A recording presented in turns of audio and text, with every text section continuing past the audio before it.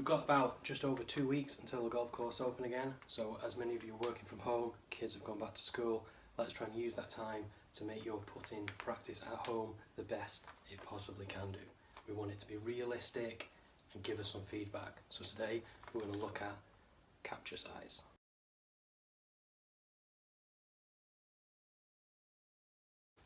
No matter what area of golf I'd be working on, whether it be driving, irons, chipping, bunker play, putting, at home, at the driving range, I would always have a target.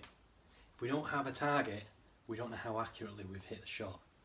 Hitting to a wide open driving range, no target, whacking balls, not doing us any good. Simulate a fairway between 2 points.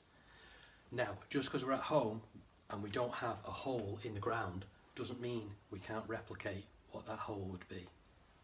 We need to do that the best way by taking in the capture size of the hole. So what is capture size? A hole is 4.25 inches wide. That's about this big. This would only be the effective size of the hole if the ball was travelling dead weight. So, as the ball's coming in, if it was lost its energy here, it would fall. No matter where on that cup it would hit, it would fall in. But as the ball is travelling faster at a speed, it's not going to drop as quickly whilst it's travelling forward. Gravity still has the same effect, but the ball won't, as it's going forwards, it won't go down into the back of the hole as quick. So effectively it can hit the back of the hole, half the ball is above the hole, therefore it won't go in. We need half the ball to be below the hole in order for it to go in. Most teachers at the moment, or PJ Pros, are advocating a 12-inch distance pass that we should be hitting the putt. So if the putt were to miss, it would travel approximately 12 inches past the hole. Now, how small does this make the hole? Have a quick guess. And luckily, I think it's Aimpoint that we can thank for this. Someone has worked out the speeds. So they've worked it out for 6 inches past the hole, 1 foot past the hole, 2 foot past the hole, 3 foot, 4 foot. And obviously it gets smaller as the ball is travelling faster.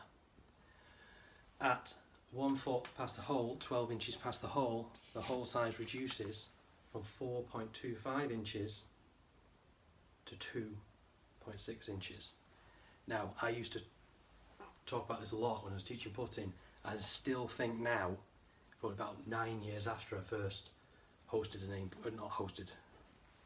went on an Aimpoint clinic, it still surprises me when I see this visually in front of me. So if we put these next to each other, try and get them square, lined up, we can see the different size the hole effectively actually is when the ball is travelling at a speed and the recommended speed. If you're hitting it further past this, 2 foot, that reduces to 1.9 inches. I will put a link below in the video showing you where I got this information from. So what we're saying here is, as the ball travels in this area at a speed of 12 inches past the hole, it won't go in. This is where we'll get lip outs, it'll hit, curl off, will not go in the hole, roll around the hole, whatever. If we get it in this area, and we know we're only going no more than 12 inches past the hole, we know 100% that the ball should be going in. So when we're practicing at home, we need to practice to this size, 2.6 inches, rather than this side. I created these in Microsoft Word. I'm sure you can do the same on Google if you need to. In 30 seconds, just drew a circle, put the right measurements in the bit at the top, gives it that side, print it out, cut it out, no more than a minute. Let me show you how I would set up so that we're gaining feedback, we can play some games, we can add some pressure to know if we're holing putts.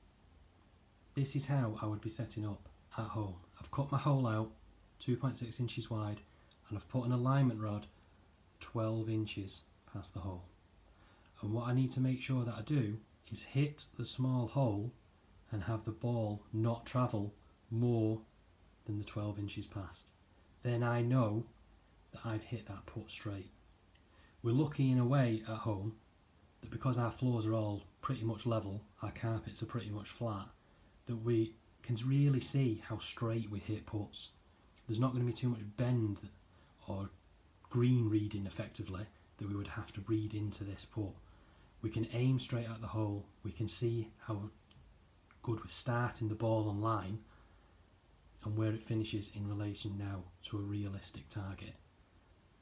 When we're over here with the big hole, if I hit a putt, catches the edge of the hole like that, rolls past, that ball is not going in. But it might be easy if I was just putting to one big hole with no 12-inch mark behind it to think that ball would be going in.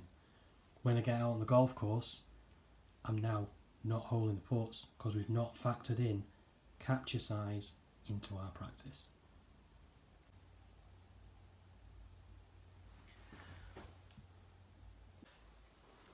Hope this setup helps you practice a little bit better at home, gets you a bit more prepared when we get out on the golf course in a couple of weeks.